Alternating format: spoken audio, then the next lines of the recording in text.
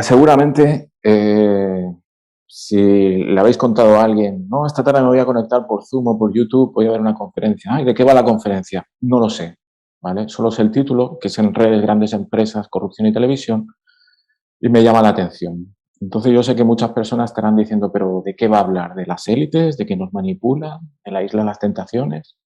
Bueno, para facilitar, como la conferencia dura más o menos unos 25 minutos, media hora, voy a empezar con las conclusiones, ¿vale? Directamente empezamos con las conclusiones. ¿Qué tienen que ver redes, grandes empresas, corrupción y televisión? Bueno, yo a través de las investigaciones, y ahora la presentaré y los datos, llego a la conclusión que las redes que las grandes empresas tienen con los medios de comunicación son una gran fuente de corrupción para todo el país, ¿vale? Esta es, digamos, a la conclusión a la que llego. Ahora la detallo más en concreto, pero yo no creo que los medios de comunicación nos manipulan a las personas, sino que los medios de comunicación son sobre todo una herramienta de las élites empresariales, de los grandes empresarios, para influir al poder político. Pero como os decía, vamos poco a poco, empiezo por el principio, ahora sí, no por las conclusiones. El Banco Mundial, fuente enorme de datos, tiene un indicador que se llama control de la corrupción. Es un indicador que ellos crean y mide a partir de varias investigaciones qué tanto el poder público, es decir, el poder político del Estado, es ejercido para beneficio particular. Y aquí incluye diferentes tipos de corrupción y especialmente lo que se le ha llamado muchas veces como la captura del Estado por parte de las élites, que es cuando el poder público, el poder político, se ejerce para beneficio privado. Ellos crean un índice que va de menos 2,5 a 2,5. Cuanto más grande es este número, cuanto más se acerca a 1, a 2 o en positivo, es que hay más control de la corrupción, es decir, hay menos corrupción, ¿vale? Cuando los valores son negativos, es que hay mucha más corrupción porque el poder público, digamos, no tiene ningún control sobre la corrupción y se ejerce mucho más en beneficio privado que público. Bueno, ¿qué pasa si colocamos a todos los países de América Latina, a los 18 países de América Latina, así en una clasificación, como si fuera una clasificación de fútbol, del 1 al 18, del menos corrupto Uruguay al más corrupto Venezuela? Bueno, aquí salen dos hallazgos principales. Uno de ellos es que Uruguay y Chile, digamos, que estarían en la Champions, o en la Libertadores, mejor dicho. Costa Rica estaría ahí, digamos, en un tercer noble lugar. Pero, ¿qué es lo que pasa? Si nos fijamos de Argentina para abajo, todos con valores negativos, ¿qué significa esto? Significa que de los 180 países del mundo, ¿vale? 15 de los 18 países de América Latina están peor que la mitad del mundo. Es decir, están por debajo de la mediana. Es decir, Argentina, Colombia, Brasil, Perú, Ecuador, Salvador y todos los países de América Latina, a excepción de los tres primeros, están peor que la mitad del mundo. Por tanto, muy buenos resultados. América Latina tiene muchas cosas buenas, pero en términos de corrupción no les va muy bien, ¿vale? ¿Ha sido siempre así o esto es una cosa del 2019? ¿Ha mejorado o ha empeorado? Veámoslo, digamos, a manera más... un segundito que aparto esto para que sea mejor. ¿Vale? Veámoslo... Ay, perdón. Perdón. Aquí. Veámoslo de manera más continuada, de manera más evolutiva. Si estudiamos los últimos 23 años, desde el año 1919, mismo indicador, el de control de la corrupción, podemos ver qué tanto ha mejorado cada país, qué tanto ha empeorado. Aquí podemos ver que Uruguay, Chile y Costa Rica han sabido hasta cierto punto tener un cierto control de la corrupción, ¿no? Pero, ¿vale?, hay otros países que han empeorado. Chile ha empeorado, por ejemplo, en los últimos años. Venezuela, esta línea roja que vemos aquí al final de todo, cae en picado. Estaba mal, ahora está la peor de todas. Brasil ha caído mucho, es decir, ha aumentado mucho la corrupción en Brasil. Y más o menos, la conclusión general, si miramos las diferentes líneas, es que mucho no han cambiado. Es decir, puede que hayan cambiado gobiernos, gobernaron izquierdas, gobernaron derechas, volvieron a gobernar las izquierdas. Y a pesar de eso, el control de la corrupción no ha cambiado mucho en los últimos años. No ha habido un gran un país que haya crecido mucho o haya mejorado o haya empeorado. Es decir, hay una especie como de dependencia de camino. Es decir, si mi país era corrupto en el pasado, hoy en día sigue siendo corrupto. Pasemos a Europa, ¿vale? Y concretamente también a España. Si analizamos Europa, si analizamos España en el contexto de Europa, y lo hacemos también así, clasificando los países del menos corrupto, el número 1, al más corrupto, Ucrania, en el número 40, bueno, podemos sacar una conclusión viendo a España. Y es que España está en segunda división. Si los clasificamos así, como si fuesen también una clasificación de equipos de fútbol, España está en segunda división. Está el líder de segunda división, pero estamos en segunda división.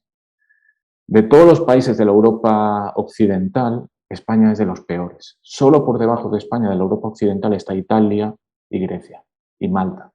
Pero muy bien, España no va, ¿vale? ¿Quiénes son los países menos corruptos de Europa?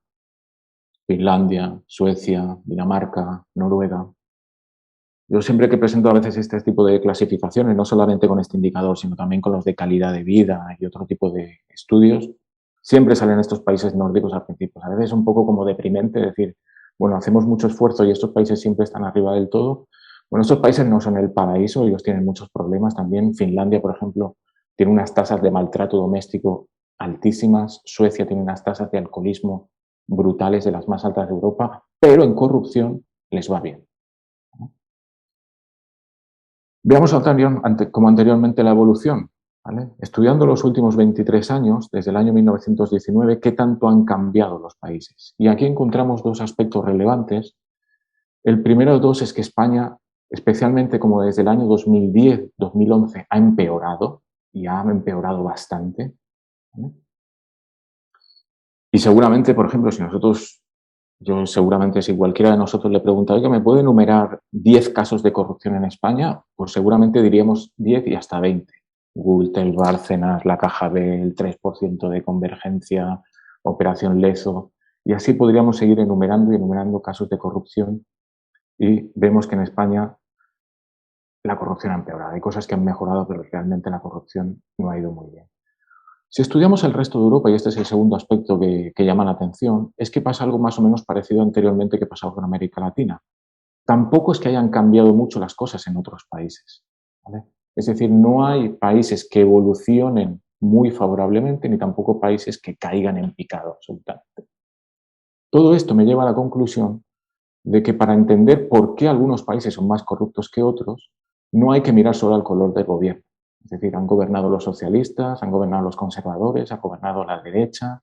En muchos países de Europa han cambiado los gobiernos, sin embargo, los niveles de corrupción no han cambiado tanto. Por tanto, yo me pregunto, ¿cómo puedo explicar que un país sea más corrupto que otro? ¿Qué dice la literatura? ¿Qué dicen los estudios previos sobre corrupción? Bueno, hay muchísimos estudios sobre corrupción, pero concretamente aquellos que van especialmente destinados a tratar de entender qué mecanismos, digamos, se utilizan para generar corrupción o cómo los intereses privados acaban influenciando al poder público, es decir, cómo el poder público se acaba corrompiendo por intereses privados.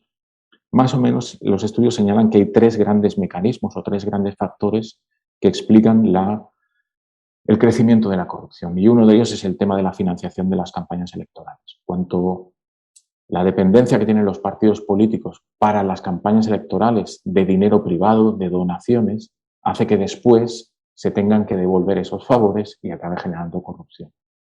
Otra explicación, que es el tema de la desigualdad, señala que en los países donde hay más desigualdad, por ejemplo Brasil, por ejemplo Colombia, los ricos, el 1% o el 10% más rico, al tener mucha concentración de ingreso, al tener mucha riqueza, mucha más que todo el resto de la población, es capaz de influenciar mucho más al poder público.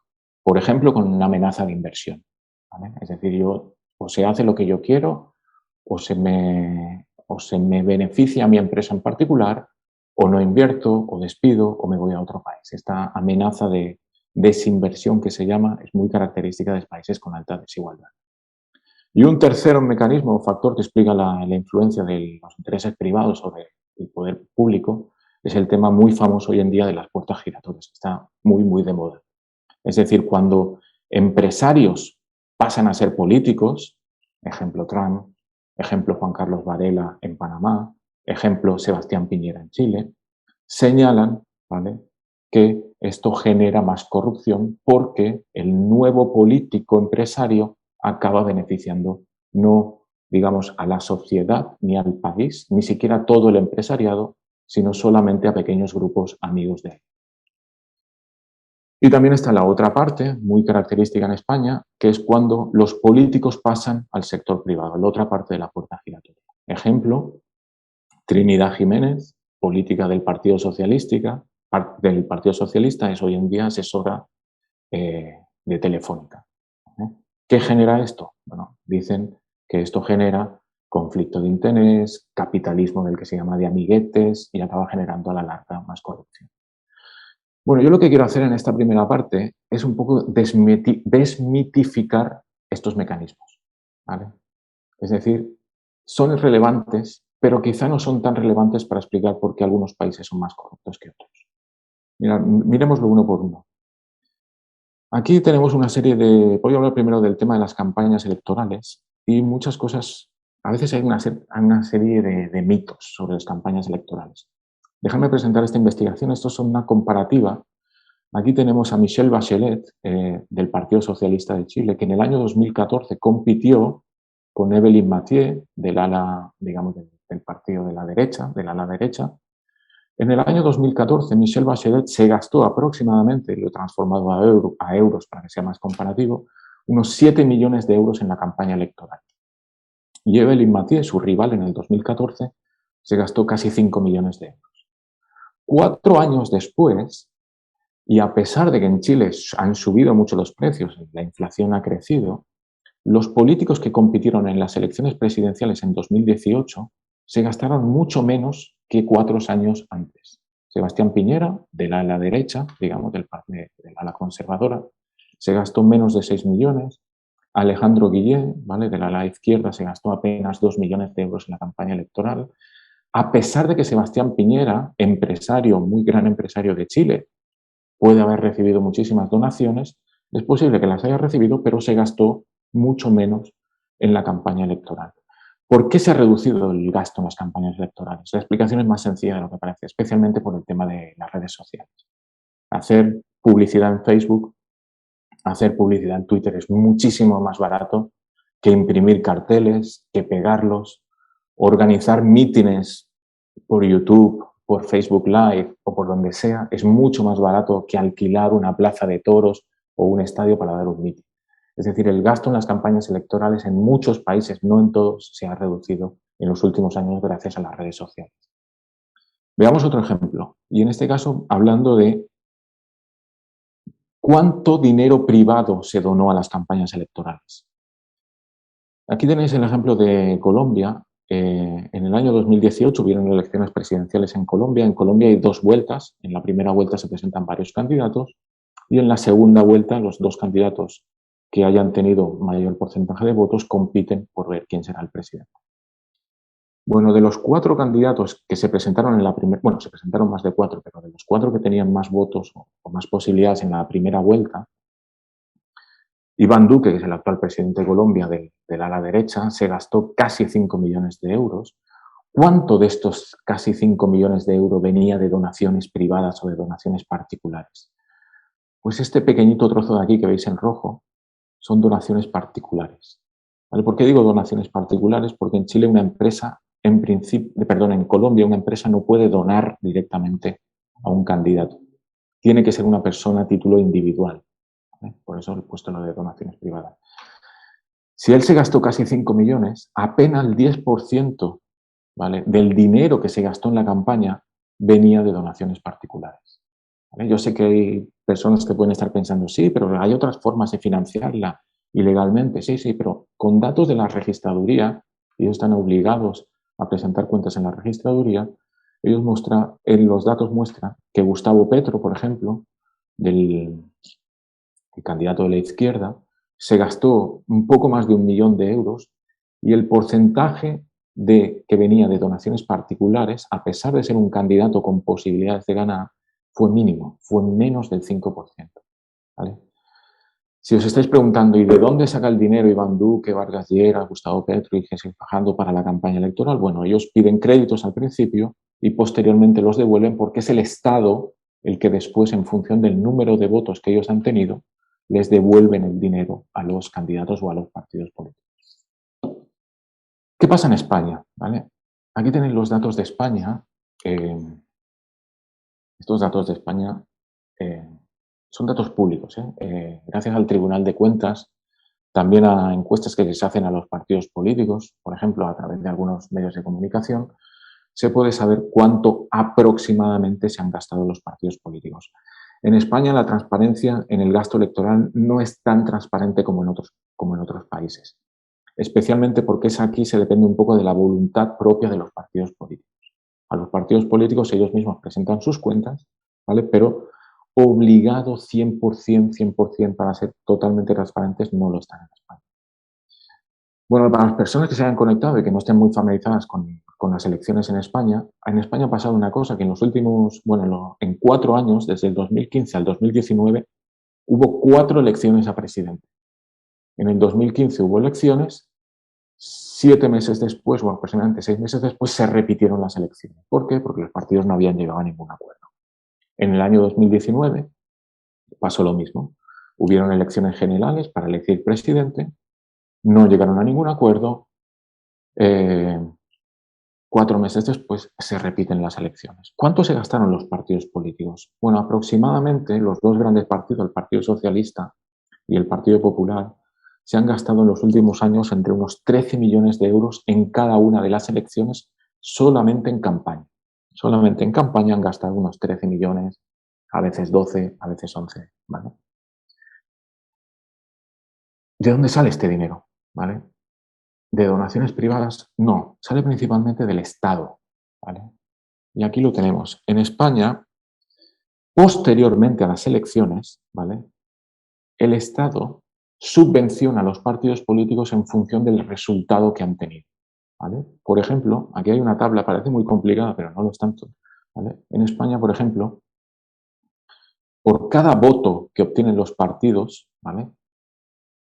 Se elige Congreso y Diputados, se elige Congreso y Senado, por cada voto en el Congreso se le da acá al partido 0,57 euros. Por ejemplo, el Partido Socialista en las últimas elecciones, en noviembre del 2019, tuvo 6.700.000 votos, ¿vale? Por tanto, solamente por esos votos obtuvo un dinero después de la campaña electoral de más de casi 4 millones de euros, ¿vale? También se eligió el Senado, ¿vale? La otra Cámara Representativa, aquí el voto se paga un poco menos, ¿vale? Pero el Partido Socialista tuvo aproximadamente unos 19 millones de votos, ¿vale? Y por tanto se le subvencionó al Partido Socialista para pagar esa campaña electoral 4 millones de euros. Y después también se le paga en función del número de representantes o el número de asientos que obtiene en el Congreso y en el Senado.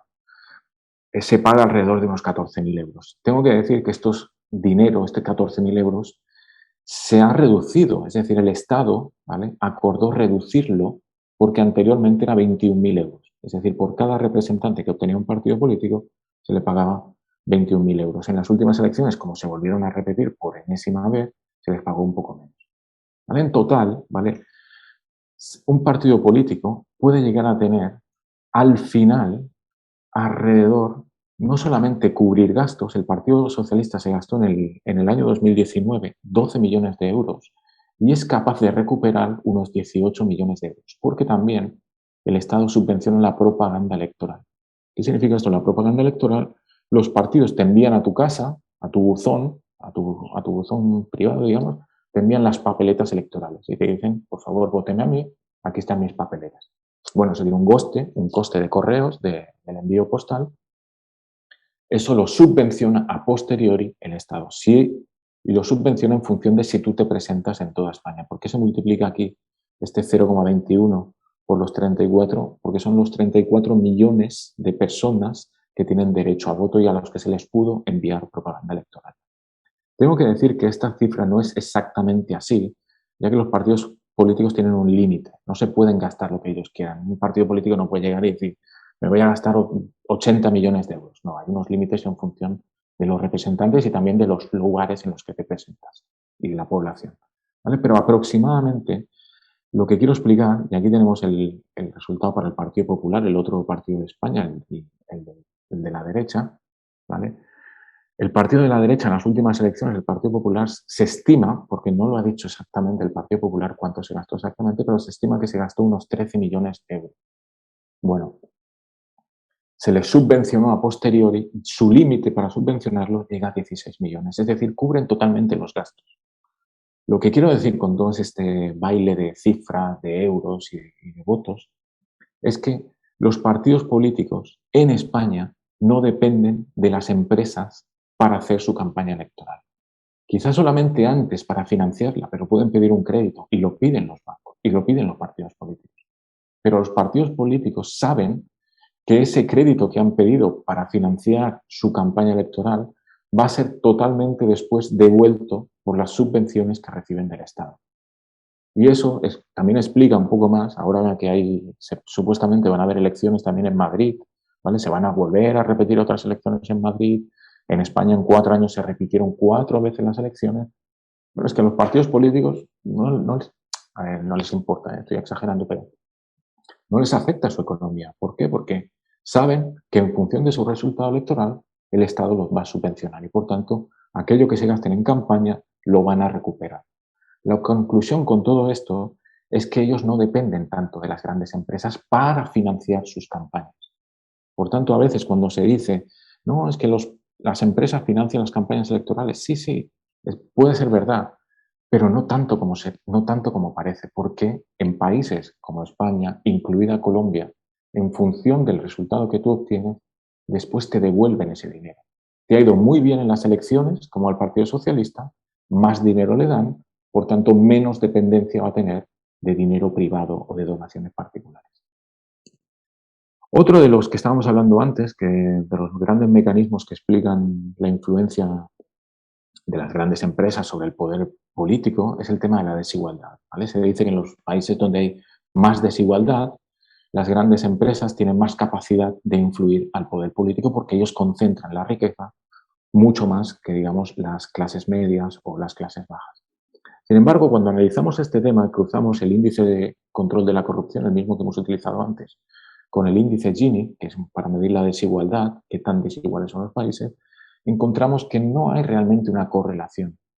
Y podemos utilizar el índice Gini como podemos utilizar otro indicador diferente de desigualdad, como este ratio del 10%, es decir, qué tan ricos son el 10% más rico comparado con el 10% más pobre, y encontramos que hay países con una alta desigualdad, ejemplo Costa Rica, Chile, con unas desigualdades muy altas, como lo podemos ver aquí. Sin embargo, son países que no necesariamente, ¿vale?, tienen alta corrupción, o al menos no tan alta, digamos, como sus vecinos latinoamericanos, ¿vale? O hay países como El Salvador o Argentina con una desigualdad a nivel comparativo relativamente baja. El Salvador es un país muy característico porque en los últimos 20 años, por varios factores, se ha reducido muchísimo la desigualdad que había entre ricos y pobres. Sin embargo, los niveles de corrupción son altísimos. Por tanto, no quiero decir que la desigualdad no importe, pero quizá no me ayuda a explicar perfectamente por qué algunos países son más corruptos que otros. Y pasemos al tema de las puertas giratorias. El tema de las puertas giratorias es fantástico, ¿vale? Porque entra en relación muchísimas cosas. No solamente a veces, no es tan sencillo como decir, me suben el precio de la luz porque hay un ex político ahora en el Consejo de Administración de una empresa de energía. Pues mucho más complicado que eso, ¿vale?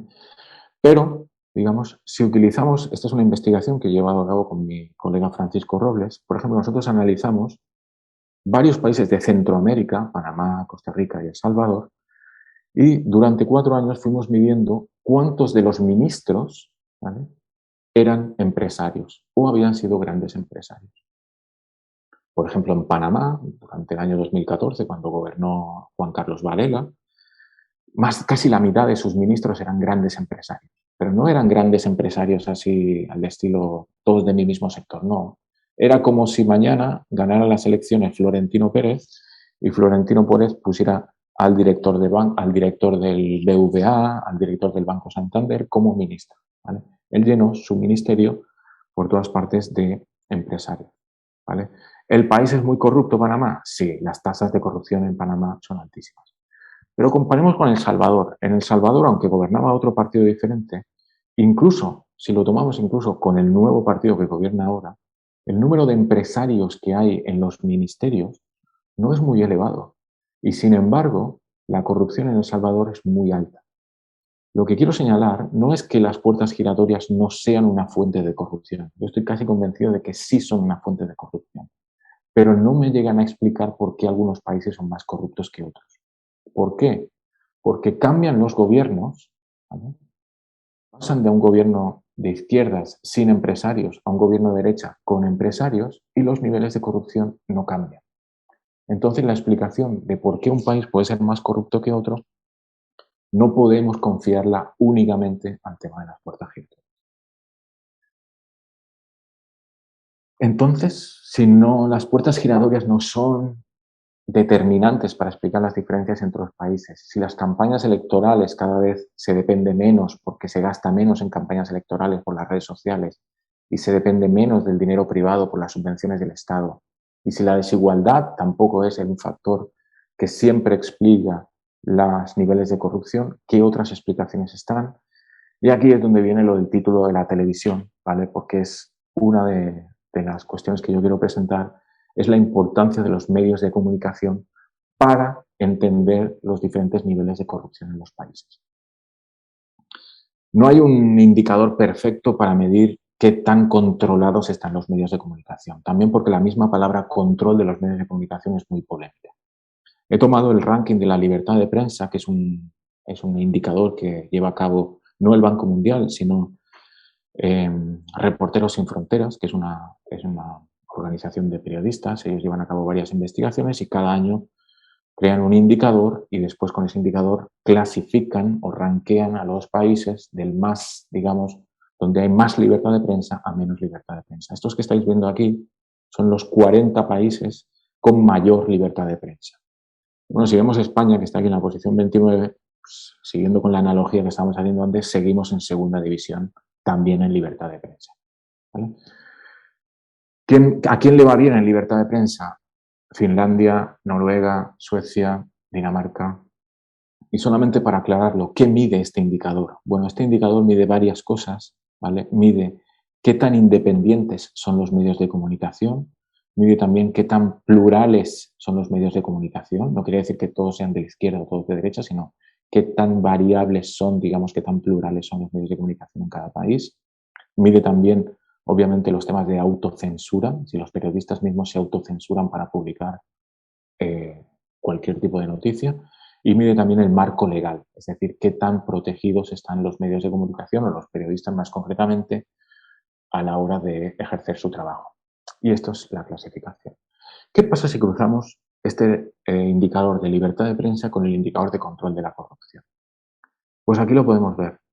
En este mapa bidimensional que trata de resumirlo más o menos en una correlación, muestra una relación lineal, ¿vale?, positiva y además bastante fuerte entre libertad de prensa y corrupción.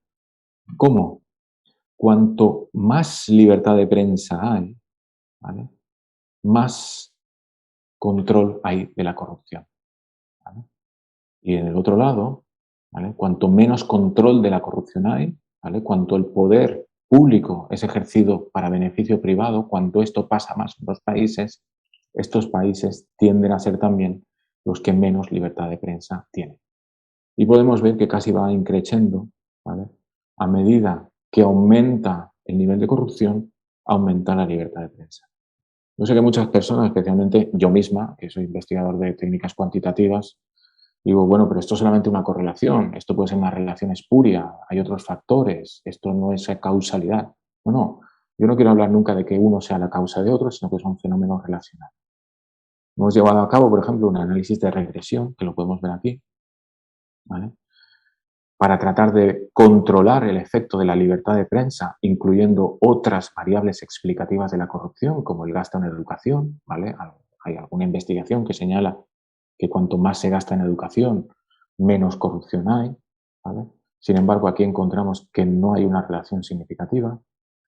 Incluimos también el tema del Producto Interior Bruto. Más desarrollado está el país, menos corrupción tiene, ¿vale? Esto es así, sí encontramos una relación significativa y muy fuerte.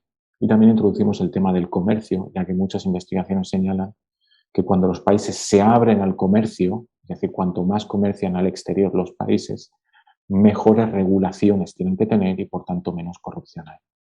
Al realizar este análisis de regresión, seguimos encontrando la misma pauta que veíamos anteriormente, ¿vale? La relación entre libertad de prensa y corrupción. A mayor libertad de prensa, menos corrupción. O viceversa, cuanto menos libertad de prensa hay, ¿vale?, más corrupción hay en los países. Incluso, ¿vale?, para tratar, yo mismo, para tratar de confirmar si esto es debido a que estamos analizando, como antes, todo el mundo, si lo analizamos por regiones, porque seguramente quizá no es tan comparativo comparar algunos países de Europa muy pequeños con algunos países de América Latina, por ejemplo, si lo analizamos a nivel región, seguimos encontrando la misma pauta.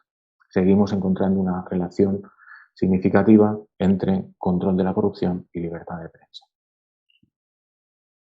¿Qué pasa si lo analizamos a nivel país? ¿Vale? Bueno, aquí lo estábamos comparando varios países. Bueno, si lo analizamos a nivel país, por ejemplo, aquí en este gráfico hemos analizado el índice de libertad de prensa y el índice de corrupción, este índice de corrupción en color naranja, en los últimos casi 20 años. Vemos que en España, a medida que la corrupción ha empeorado, es decir, que el control de la corrupción ha empeorado, ¿vale?, que es decir, que hay más corrupción, al mismo tiempo o paralelamente fue empeorando la libertad de prensa. Es decir, son dos fenómenos que no son lo mismo, sin embargo, que los encontramos varias veces relacionados. Y esto no es un fenómeno que pase solamente en España. Podemos analizar Chile, por ejemplo, ya que estamos anteriormente analizando Chile, que no es un país malo en principio en corrupción y en libertad de prensa, pero vemos cómo Chile, especialmente en los últimos años, empeoró en corrupción, especialmente aquí a partir del año 2012, ¿vale?, y al mismo tiempo, ¿vale?, no era un mal país en libertad de prensa, fue empeorando bastante en libertad de prensa. No soy yo el único que ha estudiado este fenómeno de libertad de prensa y corrupción, ni esto es totalmente innovador. Hay muchas investigaciones que señalan la relación entre la libertad de prensa, es decir, qué tan controlados, qué tan independientes son los medios de comunicación, y esto está muy relacionado con los índices o niveles de corrupción. Bueno, yo lo que quiero no es llegar aquí, sino yo lo que quiero explicar y por qué pasa esto.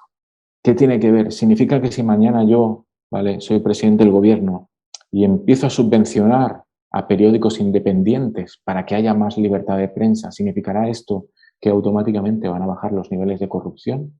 ¿Vale? Pues yo lo que trato es de entender por qué hay una relación entre libertad de prensa y corrupción. Y lo hago mirando a las élites, ¿vale? Es decir, tratando de mirar a las élites especialmente, bueno, ¿y quién controla los medios de comunicación? ¿Quiénes son sus dueños? ¿Quiénes son sus directivos? ¿Con quién están relacionados?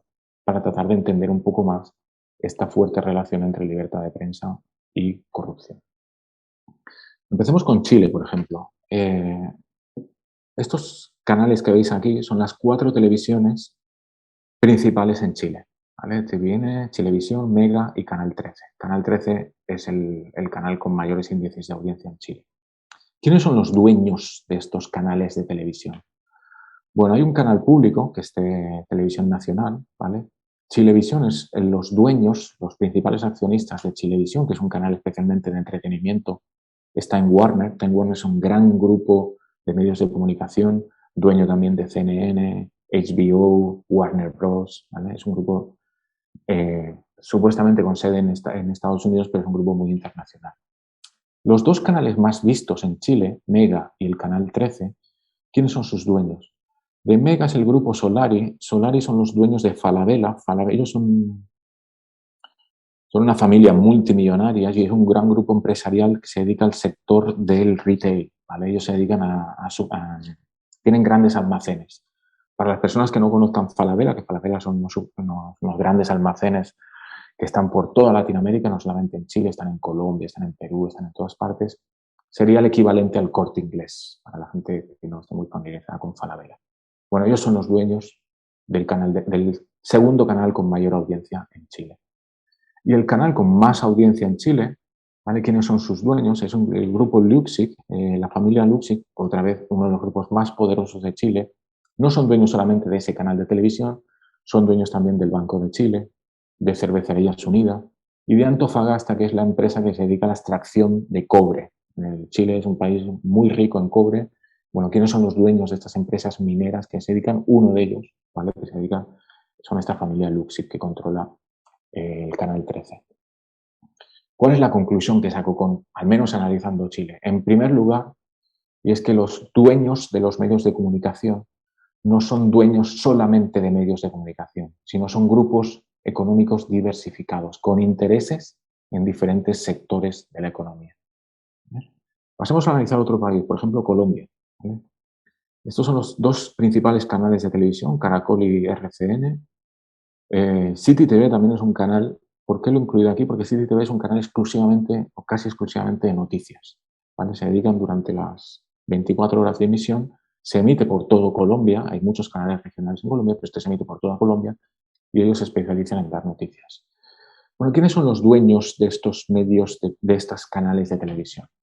De Caracol es el Grupo Santo Domingo. El Grupo Santo Domingo también es una de las familias más ricas de Colombia. Son dueños de otros medios de comunicación, como el diario El Espectador, que es un periódico de una larga tirada, ¿vale? Son dueños de los cines. Eran dueños de Sam Miller, que era la productora de cerveza en Chile, en Colombia. Después se la vendieron a Sam Miller, a la empresa europea, pero ellos han quedado con una gran participación.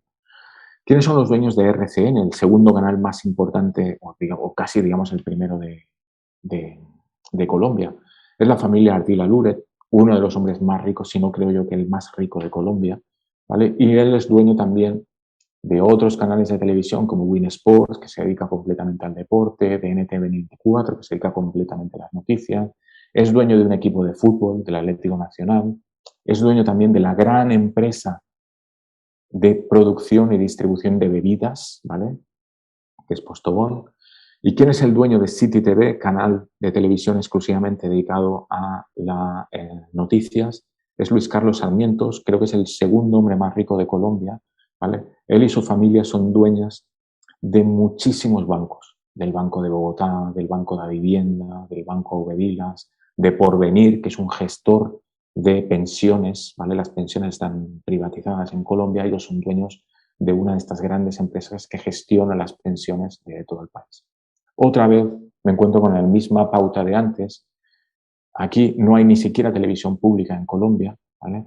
Y los dueños o grandes accionistas de las grandes empresas de medios son grupos otra vez empresariales diversificados, cuyos intereses no solo están en el mundo audiovisual, sino en diferentes partes de la economía.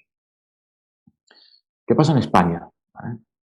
Bueno, en España hay dos grandes grupos mediáticos en la televisión, el grupo Mediaset, ¿vale? Que incluye a Telecinco, que es seguramente una de las canales es el canal o el segundo canal con más audiencia, es dueño de Cuatro, es dueño de otros canales también menores también. ¿Quiénes son los dueños de este grupo Mediaset? El dueño principal, el que tiene el 50% de las acciones, es Silvio Berlusconi, también dueño de Mediaset Italia, también tiene sus canales en Italia de televisión, expresidente de Italia. Y hay que tener en cuenta que él no nació político, él era un gran empresario del sector de la comunicación y él creó su propio partido político, utilizó muchísimos recursos obviamente del mundo audiovisual y llegó a ser presidente, salpicado siempre por casos de corrupción, ¿vale? Pero él es el dueño de los canales de televisión en España. Otro que tiene un porcentaje mucho menor es Sungrove, que es un fondo de inversión británico. Ellos son los dueños de la televisión, de varios canales de la televisión en España. ¿Quiénes son los dueños de Antena 3, de La Sexta y de otros canales también de radio como Onda Cero? Bueno, aquí los dueños de este grupo, que se conoce como, este grupo se llama A3 Media, es un grupo mediático que incluye hasta 100 empresas, ¿vale? Es decir, no son dueños de un canal de televisión, ni dos, ni tres, sino 100 diferentes, ¿vale? Es el Grupo Planeta. ¿Vale? El Grupo Planeta es el grupo que se empezó, digamos, con la producción, distribución y venta de libros, ¿vale? Han tenido muchísima relación con el Banco Sabadell, uno de los bancos más grandes de España. Y otro accionista de A3 Media es RTL. RTL es un grupo de comunicación alemán y los dueños de RTL son Bertelsmann, ¿vale? Que es también un grupo mediático muy importante a nivel europeo. ¿Qué pasa si no nos fijamos, o otra cosa a tener en cuenta? ¿Por qué estos accionistas son muy importantes? Porque si lo vemos aquí, y con datos del mes pasado, del 2021, el 60% de la audiencia, ¿vale?, la obtenían estos canales, ¿vale? La tenían entre Telecinco, 4, Antena 3 y La Sexta. Es decir, de 10 personas, 6 estaban mirando este canal. Y otra característica, y esta es muy, muy importante, es el tema de la publicidad. Estas televisiones, ¿vale?, acaparan el 85% del gasto de las empresas en publicidad, ¿vale? Si nosotros sumáramos cuánto se gastan las empresas, cualquier tipo de empresa, en publicidad en la televisión, bueno, el 85% se lo llevan estos grupos mediáticos a través de la publicidad que emiten en sus canales. Podríamos irnos también a un medio de prensa escrita, por ejemplo, el Grupo Prisa, muy famoso también, no solamente en España, sino en América Latina. Ellos son el Grupo Prisa, engloba El País, a la cadena SER y también a otras radios, los 40 principales, Cadena Dial. ¿Quiénes son los dueños del Grupo Prisa? Bueno, el Grupo Prisa era anteriormente dueño de una familia, que se llamaba la familia Polanco, que se había dedicado siempre al negocio de los medios de comunicación. Sin embargo, desde ya hace mucho tiempo, vender periódicos no es rentable, ¿vale? No solamente por la era de Internet, sino mantener una plantilla de periodistas, no solamente en España, sino también en varios países de Europa y América Latina, tiene unos costes mucho más elevados de lo que se ganaba vendiendo periódicos a €1 o a €1,50. ¿Vale? Entonces, el Grupo Prisa desde hace ya mucho tiempo empezó en una gran crisis económica, estaba totalmente endeudado, ¿vale? Y lo que hizo es transformar esa deuda en acciones. Es decir, ellos tenían deuda con bancos, con muchos bancos, y le dijeron a los bancos, bueno, esa deuda que yo tengo con ustedes, ¿vale?, transformemos esa deuda en acciones. Yo les vendo, digamos, o les doy, digamos, partes de mi empresa para saldar mi deuda. Eso hizo que un grupo mediático, y lo pongo entre comillas, aparentemente independiente, ¿vale?, aparentemente independiente, de un momento para otro se llenara, por ejemplo, de accionistas de todas partes del mundo y de todos diferentes sectores de la economía. Por ejemplo, los principales dueños del Grupo Prisa, del País, de la cadena SER, es Amber Capital, que a través de diferentes empresas o holdings controla la mayoría de las acciones. Es un fondo de inversión, es un fondo de inversión británico. Se dedican a comprar acciones, invertir recursos y tratar de rentabilizarlos.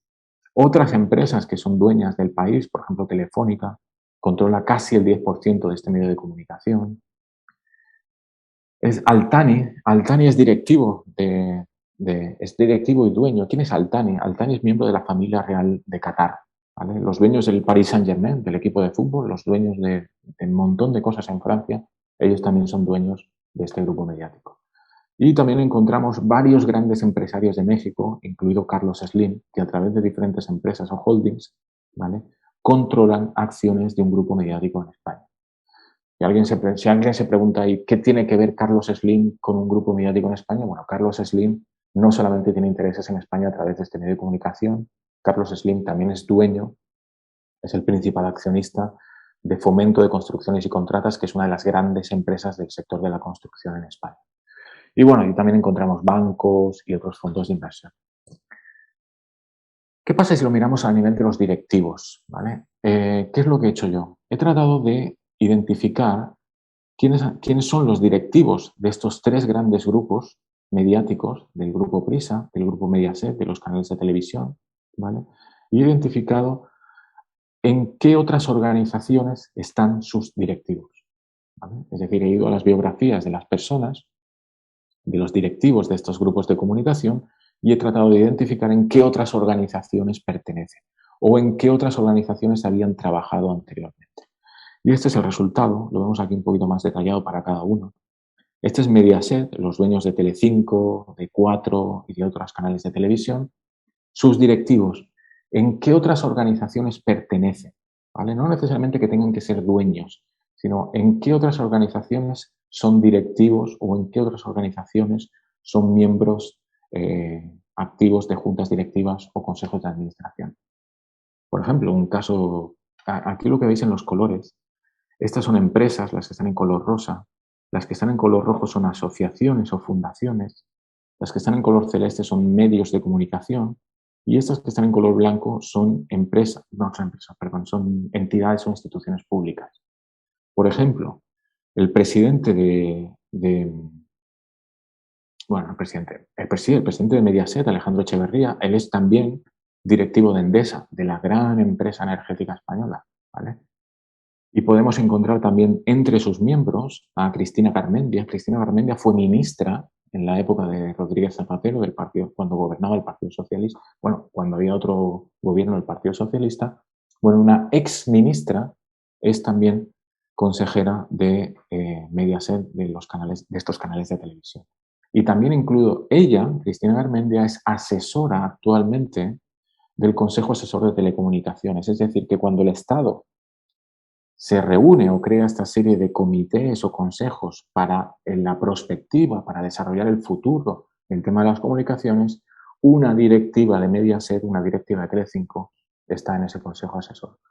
Lo que quiero señalar con esto es que las ramas a las que llegan los directivos de los medios de comunicación, los lugares que ocupan son enormes. No tienen intereses solamente en un medio de comunicación, ni siquiera solamente en el sector audiovisual. Tienen intereses en muchísimas partes del país e incluso de diferentes países. Podemos analizar otro caso, como el caso de A3 Media, y es incluso mayor. Sus directivos han estado o están en la actualidad en diferente tipo de organizaciones públicas, privadas, fundaciones. Es decir, los que deciden, por ejemplo, o los que influyen cómo va a ser, por ejemplo, lo tenemos aquí, el tema de la Fundación de Ayuda contra la Drogadicción, por ejemplo, son directivos que pertenecen a canales de televisión, ¿vale? Gente que está en el círculo de economía, bueno, hay de todo, fundaciones culturales, escuelas de música, bueno, de todo tipo, ¿vale? Muchísimas empresas, no solamente empresas del país, ¿vale? Encontramos a gente que ha estado o está en la actualidad en fondos de inversión o bancos como JP Morgan. Es enorme. Incluso Prisa, ¿vale? Los dueños del país, los que crean el país, digamos, ¿dónde están sus directivos? También en un sinfín de empresas, fundaciones, organizaciones. Lo que quiero señalar con todo este tipo de análisis es que los directivos de los medios de comunicación están por todas partes y por tanto tienen intereses en muchísimos otros sectores de la economía. Pero miremoslo, saber si esto pasa ahora o pasaba desde hace tiempo. Bueno, tenemos unos datos de una investigación que yo realicé en el año 2015, ¿vale? Y lo que hacía yo en esta investigación es relacionar a las empresas, cada uno de estos circulitos rojos que veis aquí son empresas, son las 50 mayores empresas de España en el año 2015, y las líneas que veis aquí que conectan a las empresas es si tenían directivos compartidos, ¿vale? Si dos empresas tienen una relación entre ellas es porque comparten un directivo. Ejemplo, lo mismo que si yo en lugar de trabajar en la Universidad de Valencia, trabajara en 5 universidades al mismo tiempo, ¿vale? Yo no solamente influiría a los estudiantes en Valencia, sino que influiría en 5 otras universidades. Y también lo que aprendería en esas 5 otras universidades lo podría trasladar a la Universidad de Valencia. Es decir, algo parecido pasa con el tema de las élites. Esos directivos están en muchas partes y lo que quiero señalar con esto es esta parte de aquí, en color verde, iluminado. Este es el grupo Prisa. Este grupo que veíamos anteriormente, dueños del país, de la cadena SER, incluso en el año 2015, cuando todavía no había llegado la crisis económica ni todavía estaba agonizando Prisa y endeudada, ¿vale?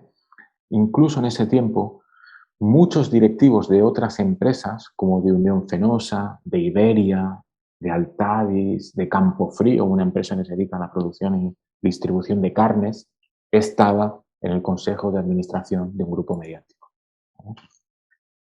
Incluso si hiciera zoom, así lo podría ver un poquito más, de la altísima relación que hay sujetable. Otra empresa también que formaba parte del grupo PRISA, que gestionaba anteriormente unos canales de televisión, también tenía muchísima relación con otras grandes empresas, empresas constructoras, empresas de gas natural. ¿Es esto un fenómeno que pasa solamente en España? Bueno, pues lo he tratado de encontrar en Chile, mismo técnica de antes, estudiar las relaciones entre las empresas por compartir directivos, ¿vale? Estas son las 90 mayores empresas de Chile en el año 2015, esta investigación es más reciente. Bueno, estos grupos de aquí, en circulito rojo, son los dueños anteriores de la televisión. El grupo Luxic, dueño del canal 13, Grupo Solari, dueño de la televisión de Mega. Lo que quiero señalar con estas redes es que el grupo Luxic, ¿vale?, cuando piensa en qué le conviene a él, no piensa solamente en qué le conviene a su grupo empresarial, sino qué le conviene a toda esta élite empresarial. ¿Por qué? Porque sus directivos, ellos mismos forman parte de los consejos de administración de muchas otras empresas. Es tan alta la cohesión del poder en Chile, que en Chile el poder no se pisan unos a otros. Compiten, por supuesto, pero nunca harán nada que haga peligrar sus espacios de poder. Y unas maneras de controlar este poder puede ser a través de la televisión. Cuando ellos, digamos, compran medios de comunicación que muchas veces no son rentables, como los periódicos hoy en día, lo hacen no necesariamente para defender sus intereses particulares, sino los intereses de la élite empresarial. ¿Y por qué llego a esta conclusión? Por la alta cohesión que hay entre todas las élites empresariales. Y Suecia, porque antes salía que Suecia era un país que había mucha libertad de prensa y, o sea, no solamente voy a analizar países, o sea, no quería solamente presentar países de que, digamos, estuvieran, digamos, o donde la corrupción es medianamente alta, digamos. ¿Qué pasa en Suecia? Misma técnica de antes, relaciones entre las empresas por los tener directivos compartidos. ¿Dónde están los medios de comunicación? Es en el año 2015. ¿Dónde estaban en el año 2015 en Suecia?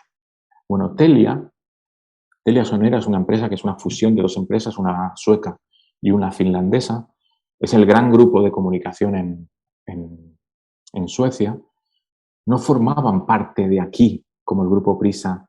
Su consejo de administración no estaba, digamos, ingerido por todo tipo de intereses.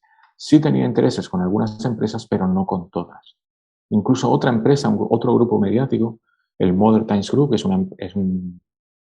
una empresa que se dedica a la televisión, especialmente digital, de entretenimiento, no tenía muchas relaciones con otros directivos.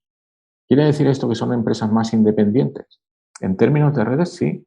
En términos de redes, las empresas eran más independientes, estaban menos relacionadas con otras élites empresariales.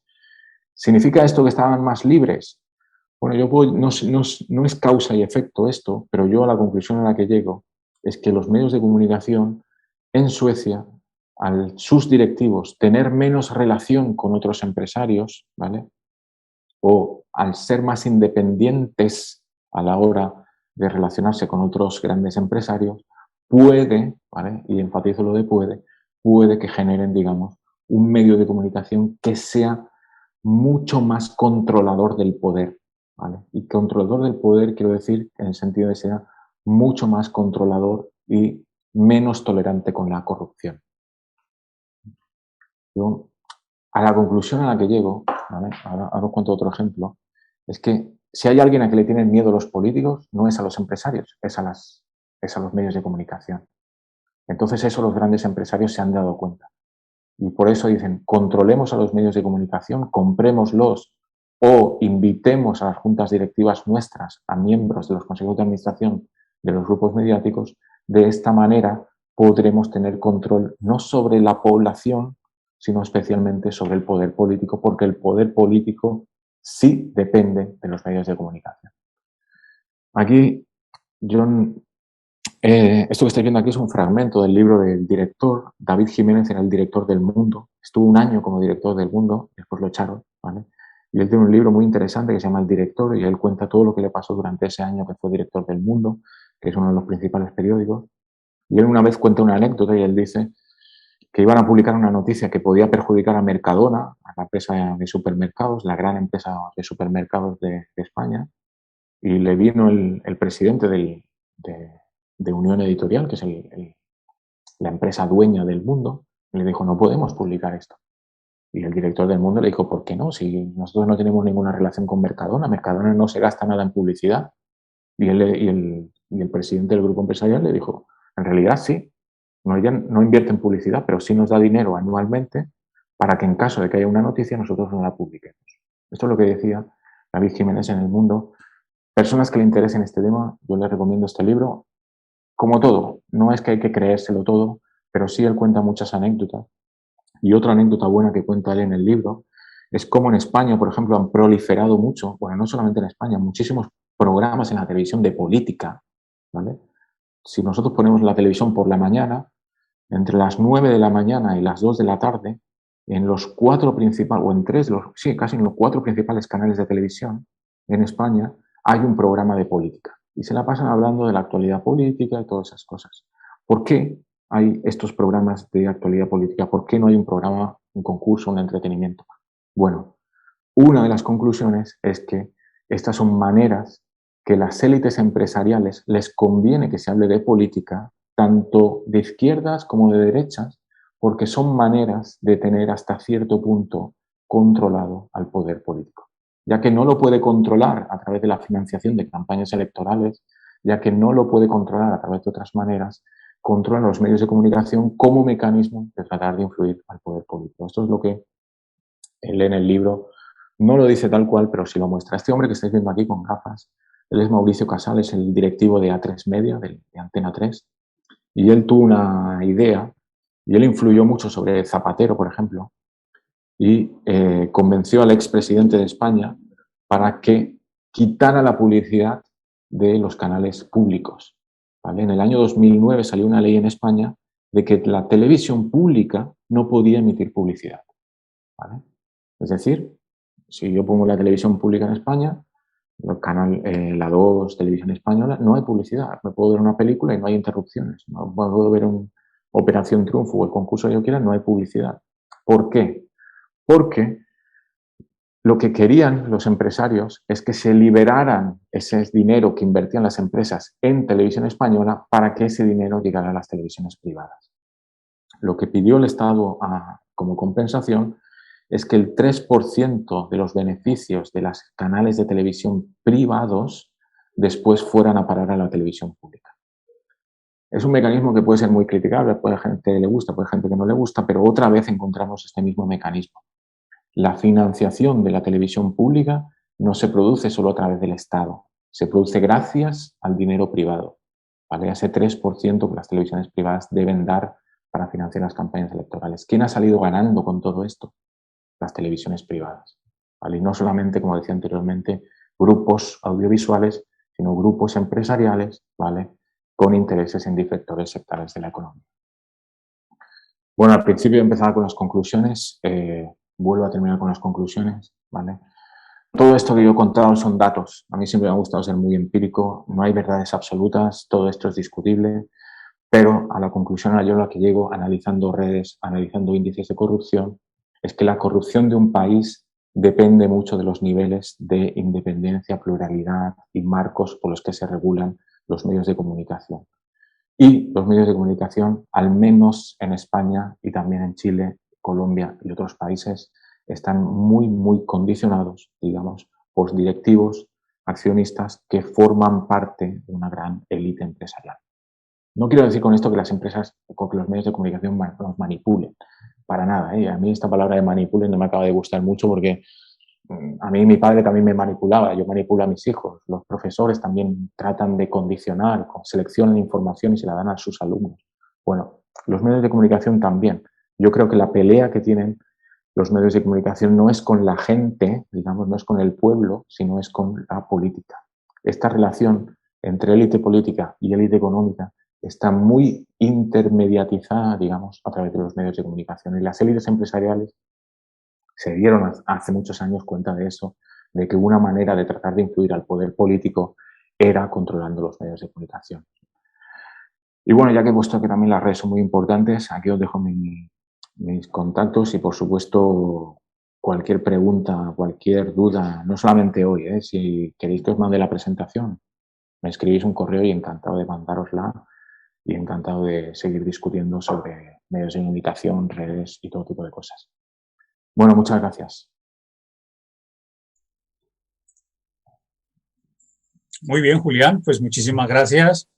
Desde luego creo que has aportado un montón de planteamientos, de afirmaciones y de datos que nos pueden dar lugar para poder debatir, dialogar, comentar durante unos minutos. Yo me he preparado algunas preguntas, pero prefiero pues dar paso a las personas que nos acompañan.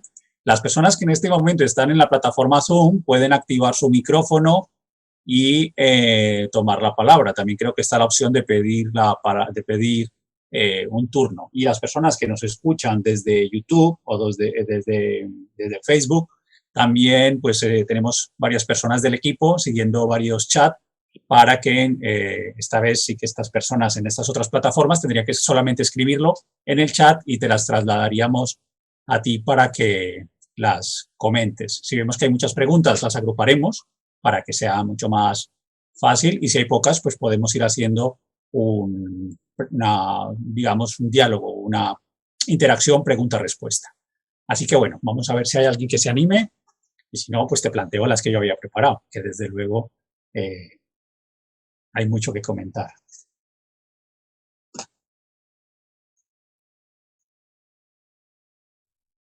Hola, soy Esther. Yo tenía una pregunta para Julián. Hola, Esther. Hola. Puesto que tú has estudiado que las élites empresariales quieren controlar al poder político mediante el control de los medios de comunicación, ¿se está haciendo algo por el poder político para frenar ese control o tratar de neutralizarlo? Gracias. Muchas gracias a ti, Esther. Mira, déjame que vuelva a compartir la pantalla, Esther. ¿Vale? Déjame que te enseñe una cosa que estaba en la presentación, pero no lo he presentado. ¿Vale? Uy, perdón. Mira, parece que estaba la pregunta preparada, pero no lo estaba. ¿Qué ha hecho, por ejemplo, qué ha hecho el gobierno de Colombia? Colombia es un caso paradigmático. No es tan fácil a veces entender Colombia porque, bueno, Juan David ya lo sabe, porque no es solamente una pelea poder político, poder económico. En Colombia, actualmente, año 2021, marzo, noticia de marzo, el Ministerio de TIC, de Tecnologías de la Información, ha anunciado una convocatoria en Colombia para fortalecer a los medios de comunicación. Se les va a dar dinero a los medios de comunicación por el tema de la pandemia, ¿vale? Especialmente porque debido a que hay muchas empresas que han retirado la publicidad de los medios de comunicación por las crisis económicas que están pasando, muchos medios de comunicación han tenido pérdidas o no necesariamente pérdidas, sino que quizá no llegan a ingresar lo que estaban ingresando antes. ¿Qué ha hecho el Ministerio que es el Gobierno de Colombia? Pues le va a dar a los medios de comunicación 85.000 millones de pesos, que te lo digo en euros, más o menos serían unos 20 millones de euros. Unos 20 millones de euros se les va a dar este año, digamos, a los medios de comunicación para ayudarlos. Yo creo que es una forma en que el poder político reacciona, ¿vale?, a el control, como decías anteriormente, que las élites privadas tienen sobre los medios de comunicación. Hay muchas maneras otra manera de que las élites empresariales reaccionen. Una de ellas, tratando de influir quiénes son los contertulianos en estos debates televisivos que hay. Ese libro del director, él cuenta varios ejemplos y él cuenta cómo los políticos, ¿vale?, la vicepresidenta del gobierno en ese entonces, Soraya Sáenz de Santa María, del Partido Popular, trataba de seleccionar quiénes eran algunos periodistas que a ella le gustaría que estuvieran en esas tertulias. Y él en el libro cuenta varios ejemplos y casos de cómo los políticos se pelean porque vaya gente que no sea de su partido, pero sepa que representa sus intereses, ¿vale? De esta manera, personas, digamos, de la política, digamos, tratan también de condicionar. Yo creo que los medios de comunicación, por eso te decía, no es que solamente sean un medio de control de la élite empresarial sobre el poder político, se han convertido, digamos, en ese campo de batalla de a veces la élite privada, de la élite empresarial y la élite política. Gracias. A ti.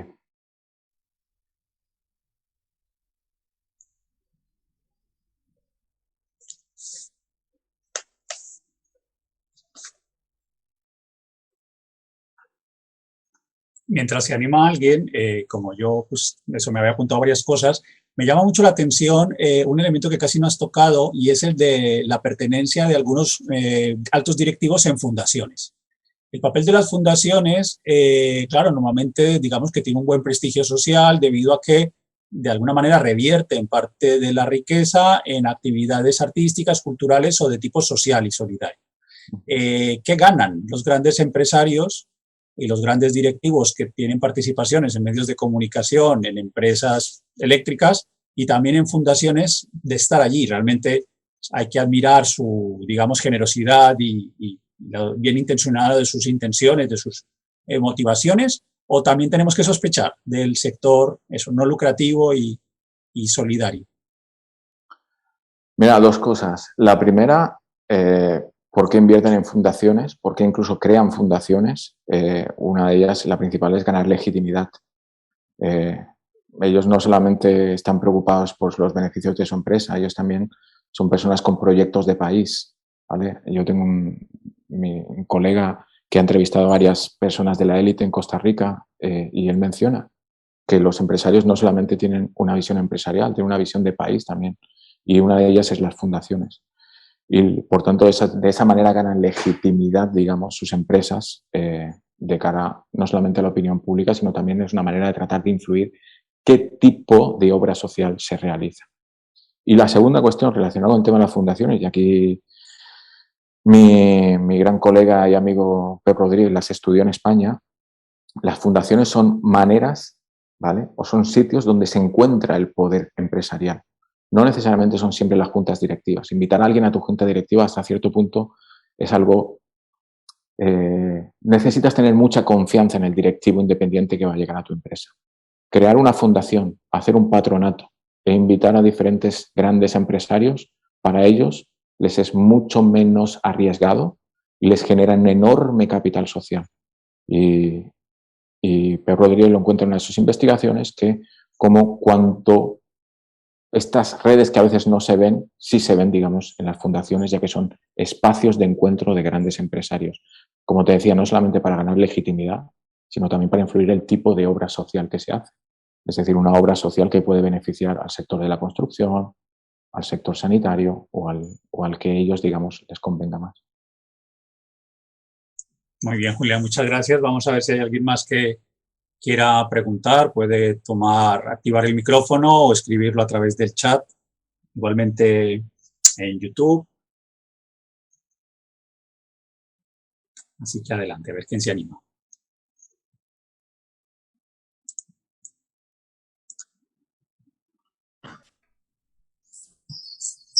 Sí, hola, ¿qué tal? ¿Se me oye? Hola, sí, perfectamente, gracias. Hola, Juan David, ¿qué tal? Sergio García. Digamos, claro, cuando haces un análisis, digamos, tan macro, bueno, primero gracias por la presentación. Cuando haces un análisis tan macro y de alguna manera nosotros nos tratamos de abstraer a nuestro mundo cotidiano, también yo he visto por algún cuadro universidades privadas, ¿no? He visto la Universidad de Deusto, bueno. Cuando nosotros, digamos, trayendo todo esto a lo que de alguna manera Bourdieu viene a hablar del capital cultural de las universidades, aun a pesar de que hablemos de universidades públicas, ¿cuál es la influencia que al final igualmente los medios de comunicación o los grandes empresarios quieren tener sobre las universidades para que la producción de conocimiento vaya en la línea de tus investigaciones o no? Bueno, muchas gracias, Sergio, por la pregunta. Mira, el tema de las universidades es súper interesante. Te voy a contar dos cosas. Una es una anécdota. Hace unos años yo trabajaba en el IES. El IES es la escuela de negocios, seguramente una de las principales de España y de Europa. Y cuando yo trabajaba allí, yo era investigador allí, me sorprendía que siempre habían eventos, todas las tardes habían eventos, conferencia no sé qué, conferencia no sé cuánto. Y yo decía, bueno, ¿y para qué tanto evento, no? ¿Qué tanto se presenta, no? Si tampoco es, digamos, aquí, ¿quién va a tener tiempo de venir hasta esta parte de la ciudad de Barcelona muy arriba? Y esos eventos eran un espacio donde se iba invitando, no necesariamente a la élite, ¿vale? A las súper grandes élites, sino se iban invitando muchísimos empresarios, ¿vale? Según el tema venían algunos, venían personas de asociaciones empresariales a asistir, ¿vale? Es decir, la universidad también era un espacio de encuentro, ¿vale? Más exclusivo, ¿vale? Más rodeado, digamos, del áurea del conocimiento, también de grandes empresarios, lugares donde se ponían también en relación con el poder político, ¿vale? Y entonces las universidades también han ocupado, algunas de ellas, este espacio de entrelazamiento, digamos, de diferentes tipos de élites. Y más concretamente, ¿influyen los medios de comunicación o los grandes empresarios en el tipo de conocimiento que se haga? Yo te diría que, la verdad es que no lo sé, pero yo te diría que no necesariamente, ¿vale? Lo que pasa es que grandes empresas financian determinados tipos de proyectos universitarios, sí, muchos del sector tecnológico, y se los hace y es, no sé si legítimo, pero sí que invierten, digamos, en sectores que a ellos les convengan más. Y te cuento un ejemplo. En Estados Unidos, con fondos públicos, se ha invertido muchísimo en medicamentos, ¿vale? ¿Vale? También las empresas privadas. ¿Por qué invierten las empresas privadas en esos medicamentos? Principalmente después para que a la hora de que salga la patente, como ellos han puesto dinero, ellos tienen los medios que no tiene el Estado, digamos, para poder fabricar y distribuir vacunas o determinado tipo de medicamentos. Ellos salen ganando también invirtiendo en el conocimiento.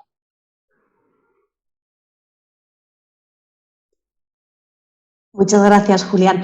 Julián, tenemos una pregunta para ti en el canal de YouTube, en el chat de YouTube, ¿vale? Te la voy a hacer yo en nombre de José Trajano López, que dice, hablando de la corrupción, el señor Cárdenas ha puesto 3 fotos de partidos de derechas y ninguna de izquierda. Supongo que los sesgos los tenemos todos. En un trabajo de investigación se debería cuidar. Igualmente, antes de esto, ha preguntado, si las élites empresariales dirigen los medios, ¿no deberían facilitar o promocionar a los partidos liberales? Es decir, que José Trajano tiene una pregunta y una sugerencia o un comentario, ¿no? Sí. Por un lado, si las élites deberían o no facilitar promocionar a los partidos liberales y, por otro lado, el tema de las imágenes en la presentación. Sí, lo de las imágenes en la presentación he puesto corrupción, políticos, me salía en eso, no tenía ninguna intención. Quería poner el caso de Odebrecht. Odebrecht es la empresa brasileña de la construcción. Se han destapado enormes casos de la corrupción y Odebrecht pagó directamente, pagó y sobornó a gobiernos y a ministros, no solamente en todo tipo de, directamente a veces en maletines con dinero, para que esos gobiernos les dieran concesiones a su empresa para poder construir carreteras y aeropuertos. Y lo hizo con todo tipo de gobiernos. Ahí estalló un poco los problemas en Perú, Brasil, gobernado por socialistas. No, pues no es una cuestión de izquierdas o derechas, la corrupción está tanto en el Partido Socialista como en los partidos conservadores. Me ha parecido muy interesante el tema de la pregunta que me haces, es decir, ¿por qué entonces los empresarios no favorecen solamente a los partidos liberales o a los partidos de centro derecha? Una de ellas cosas es el riesgo. El riesgo, si financian, favorecen y solamente, ¿vale?, hacen campaña, digamos, para que gane el partido liberal, no vaya a ser que gane el partido de izquierdas y se encuentren ellos sin mano, ¿vale?, o sin posibilidad de injerencia o de influencia sobre partidos de izquierdas. A3 Media, por ejemplo, tiene 2 canales, los 2 grandes canales, Antena 3, que tiene una línea, digamos, que alguna gente considera más de liberal o de centro derecha, tiene La Sexta, que es considerado, yo no digo que todo esto es considerado porque cada uno saca sus conclusiones, más considerado con una línea, digamos, audiovisual y editorial de centro-izquierda. ¿Por qué le conviene a ella tener 2 canales de su propia propiedad, uno más de centro-izquierda y uno más de centro-derecha? Uno, primero de todos, es para obtener, digamos, audiencia de los 2 bandos, ¿vale? De las 2 Españas, de las 2 partes de la ideología, ¿vale? Y otra manera es decir, este de aquí, ¿vale?, en caso de que gane la izquierda, este de aquí va a tener buenas relaciones con la izquierda. en caso que gane la derecha, este de aquí va a tener buenas relaciones con la derecha. Yo siempre hay una cosa, yo me he dedicado mucho tiempo a estudiar las élites empresariales en América Latina. Y las élites empresariales, puede que ellos, a nivel individual, el empresario sea de derechas, pero a ellos les da a veces igual que gobierne la izquierda. Han hecho negocios con gobiernos de izquierdas, se han vuelto millonarios con gobiernos supuestamente de centro-izquierda también. El empresario, lo que él sabe es adaptarse, digamos, a la realidad política y no puede poner en riesgo su gran empresa o su expansión internacional por el color del gobierno. Por eso yo creo que ellos, digamos, les conviene, digamos, llevarse bien con la izquierda, llevarse bien con la derecha. Lo importante es llevarse bien con el poder. Gracias, Julián. Hay una persona también en el chat, se identifica como iPad39, dice que los mayores casos de corrupción han protagonizado la izquierda, el caso de los Seres de Andalucía, el PSOE de Andalucía y el nacionalismo, separatismo, el clan de los Puyol. ¿Te pide alguna opinión sobre estos dos casos o estas dos, digamos, conjuntos de casos? Bueno, opinión particular, no sé. Yo siempre he pensado que la corrupción no está asociada, digamos, con la ideología, sino con la cantidad de oportunidades que tú tienes de ser corrupto. Durante mucho tiempo, y hay un libro muy bueno que se llama El Oasis Catalán, es de dos periodistas y ellos en el libro van contando quiénes son todas las personas famosas en Cataluña y ellos van diciendo, este es el primo de no sé quién, este es el amigo de no sé quién, estos iban al mismo colegio. Entonces se van dando cuenta que en Cataluña había lo que ellos le llaman un oasis, que en realidad es una gran telaraña de relaciones entre todo el establishment catalán, ¿vale? Cultural, político y económico. Y por tanto ellos se dan cuenta que son todos los mismos, son todos familiares, son todos, digamos, amigos, conocidos. ¿Es esto la causa de los grandes casos de corrupción? Pues yo no te diría que es la causa, pero que en Cataluña había un partido político, Convergencia y Unión, ahora reconvertido, otros nombres que ya no sé ni cómo se llama, que se llevaban el 3%, ¿vale?, de concesión, cuando le daban concesiones a empresas privadas, es decir, la empresa privada le daba 3%, pues una cosa que, bueno, la sabía yo cuando iba a la universidad, ¿vale? Porque se había dicho públicamente, se conocía. Entonces es esta telaraña, este establishment, este oasis catalán que lo llaman los periodistas, quizá el que lo tuvo tapado durante mucho tiempo. Esta es mi opinión. Yo no creo que nada sea la causa a veces de la corrupción. No es que yo, por ser de derecha, sea más corrupto porque tengo más amigos empresarios. Puede que sí, pero lo que a mí me puede hacer más corrupto es las oportunidades de corrupción y es saber que no me va a pasar nada. Es decir, yo robar y no tener un medio de comunicación que me presione, o yo vacunarme en el virus y adelantarme la cola y saber que no me va a pasar nada. ¿Por qué? Porque no pasa nada, porque me van a proteger medios de comunicación, empresas o este establishment que pueda haber. Muy bien, gracias, Julián. Había cierto debate en el chat, pero no creo que convenga entrar en qué partido político ha sido más corrupto que otro. En fin, yo creo que eso nos alejaría un poco del tema. Pero bueno, pueden poner, obviamente, la libertad de poner las opiniones en el chat, pero no voy a entrar allí. Tenía otra pregunta que había comentado, o sea, que la tenía pendiente para comentártela. Hace unos años, un analista de mucho prestigio en Iberoamérica, que es Moisés Naim, escribió un libro que se llamaba El fin del poder, ¿no? Nos venía a contar que, bueno, pues que el poder ha cambiado de manos, que ya no está tan centralizado, que digamos que los poderosos de ahora tienen mucho menos poder que los poderosos de antes, bueno, por una serie de ejemplos y tal, y hojeando ese libro en estos días, pues claro, ocurrió el famoso caso de una empresa que iba a hundirse, GameStop, que iba a la quiebra, y que hubo una especie de, digamos, de Robin Hood de la bolsa de Wall Street, el grupo, creo que comunidades organizadas de pequeños compradores de la bolsa, que lo que hizo fue, de alguna forma, una especie de respuesta de sincronización masiva para hacer compras de esta empresa, lo cual triplicó o quintuplicó su valor en la bolsa, ¿no? De alguna manera, parece que hay revolucionarios que juegan con digamos, con la centralidad de ciertos poderes de decisión económica, como es la bolsa de Nueva York o como el Nasdaq. No sé si esto representa eso que nos decía Moisés Naim del fin del poder, tal como lo conocíamos, o son casi, digamos, pequeños anécdotas en algo que está muy, muy estabilizado y muy centralizado. No sé, pienso en eso, en como perspectivas de futuro.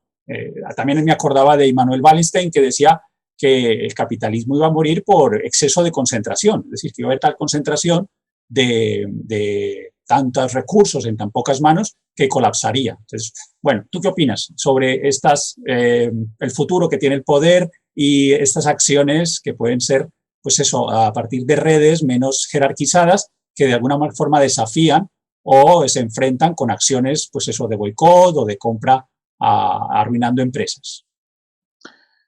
Mira, yo estaría quizá más en la línea esta de, bueno, ni siquiera en la línea de Wallenstein, que decía que hay una alta concentración del poder o de la riqueza o de las empresas, pero me remito, digamos, a las investigaciones y a los datos empíricos que en los últimos años, incluida en América Latina, incluida en España también y en Europa, fondos de inversión, que no son fondos de inversión de estadounidenses, ¿vale? Son fondos de inversión a veces de personas élites globales, incluida hay personas en las juntas directivas de esos fondos de inversión mexicanos, por lo tanto, se han dedicado, digamos, a comprar muchísimas empresas, pero no a comprarlas totalmente, sino a comprar el 5% aquí, el 5% aquí, el 10% aquí, el 10% aquí. Ejemplo, JP Morgan, el gran banco de Estados Unidos. Ejemplo, BlackRock, ¿vale? Un fondo de inversión, ¿vale? Dueño de Telefónica, dueño de muchísimas empresas en América Latina. Es decir, lo que han hecho varios fondos de inversión es invertir en muchísimas grandes empresas, ¿vale? Esto significa que ellos controlan el mundo. No sé si decir controlan el mundo, pero sí que ellos, digamos, siguen, digamos, controlando el tipo de capitalismo que se ejerce. Es decir, ellos al ser accionistas de una empresa y al haber invertido en esa empresa, ellos quieren un retorno económico, ¿vale? Ellos no les interesa a ellos, a algunos fondos de inversión, las cosas pequeñas que pasan en el país, la reforma laboral, ellos en eso no se meten, ellos quieren que esa empresa sea rentable. Y para que sea rentable, tiene que seguir, digamos, una serie de cánones, ¿vale? O de grandes paradigmas empresariales. Ejemplo, rentabilizar mucho las acciones, ¿vale? Entonces se tiene que hacer un tipo de empresa no pensando ni siquiera en conservar la plantilla, en lo que es mejor para el país o la región, sino una empresa que lo que genere son beneficios, pero no para darme, digamos, a mí plusvalías, sino sobre todo para mí a darme una rentabilidad en las acciones de esas empresas que yo después sí las voy a poder vender a un precio mayor del que las compré.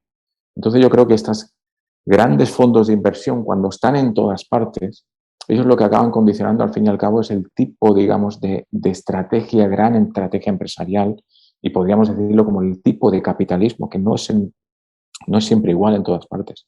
Ellos han tratado de imponer un tipo de capitalismo, se dice a veces mucho más rentista, es decir, mucho más pensando en la rentabilidad, no en el desarrollo del país, no en la estabilidad. Ellos lo que quieren es, compro hoy por 20 y quiero que en 5 años se me conviertan por lo menos en 60 o en 80. Gracias, Julián. Creo que Celia tenía alguna pregunta de YouTube. Sí, así es, Julián. Tenemos otra nueva pregunta también de José Trajano, que dice o nos pide si podrías explicar un poquito mejor la discontinuidad en las dos gráficas que has mostrado sobre libertad de prensa versus corrupción, ya que en ambos casos la libertad de prensa no es continua. A ver, déjame que lo comparta.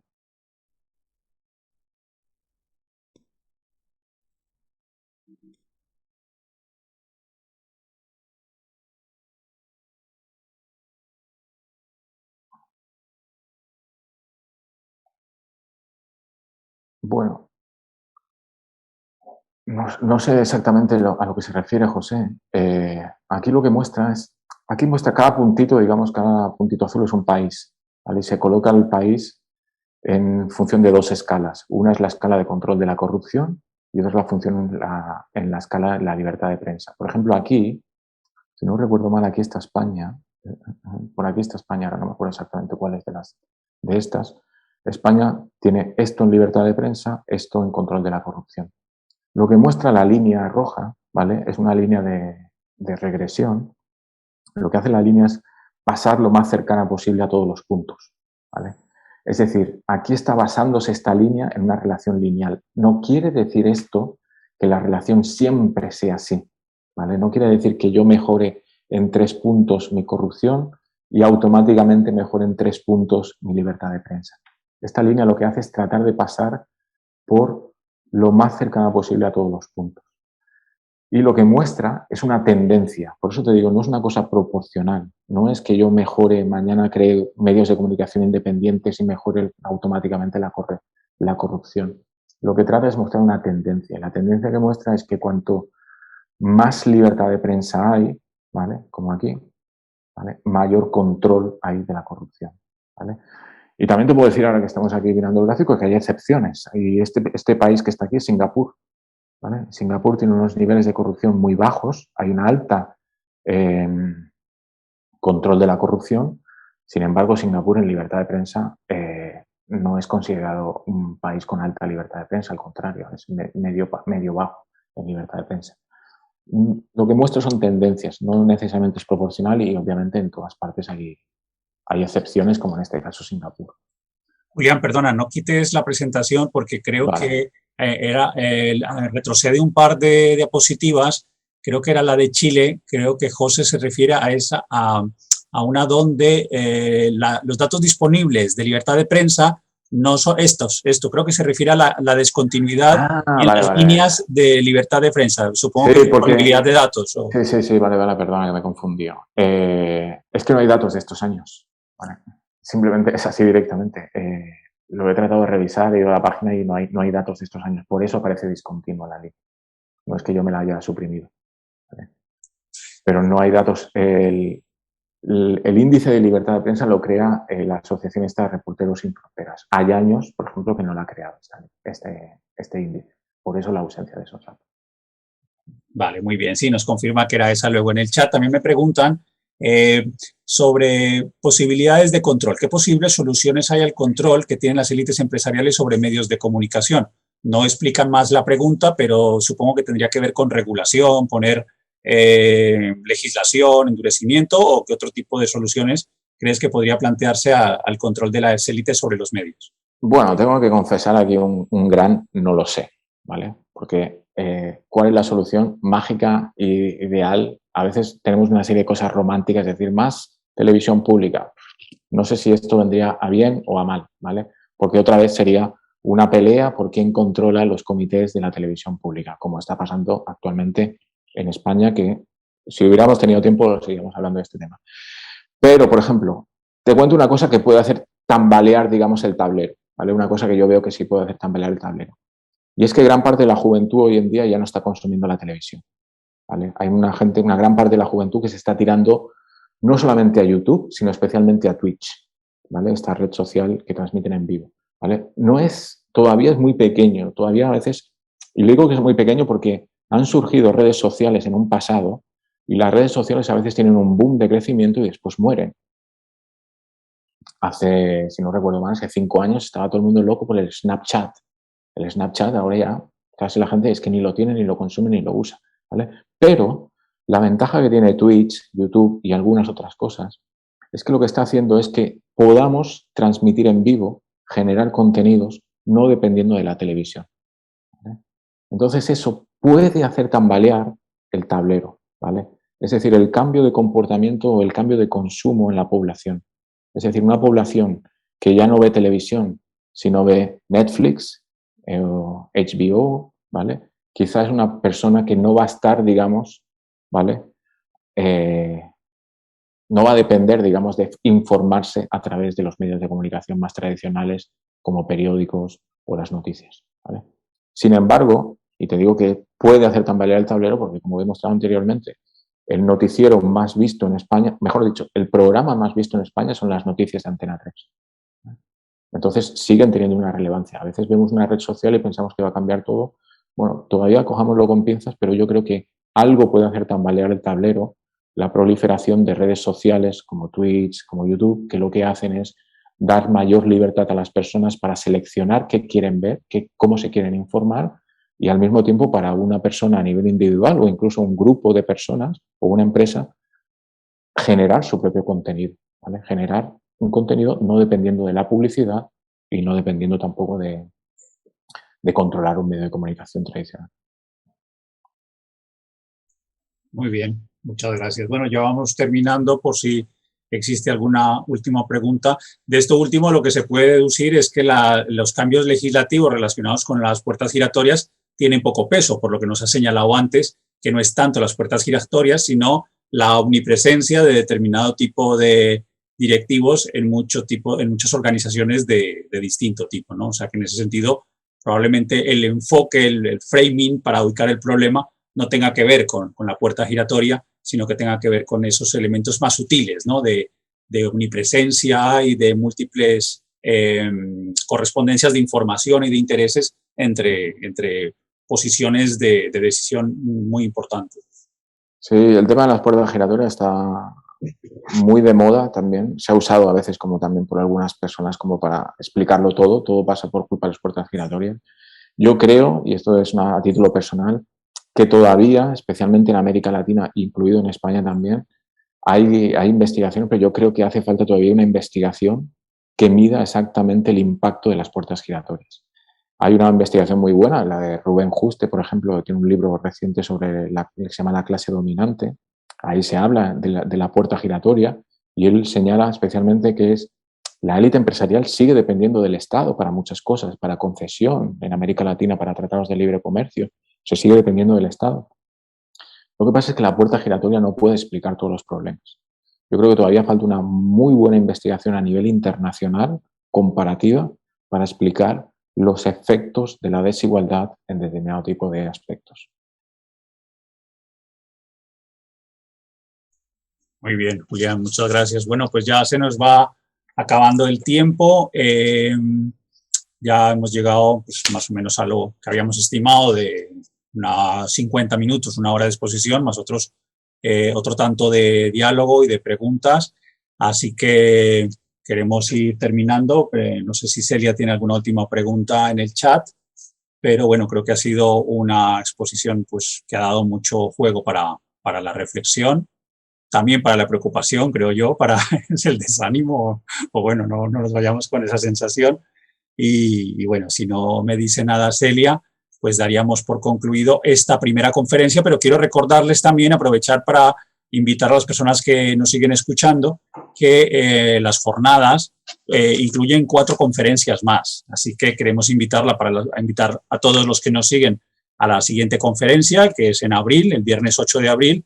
Hablaremos sobre las vergüenzas en las prácticas visuales digitales, una aproximación afectiva al ordinario digital, por parte de la socióloga Lacén Díaz, de la Universidad Complutense, lo cual nos acercará pues, a otro fenómeno, también una mirada extraña de un fenómeno pues, para tiempos anómalos como los que estamos viviendo.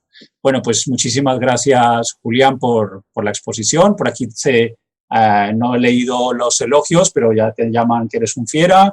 Muchas gracias. Varios enhorabuenas también en el chat.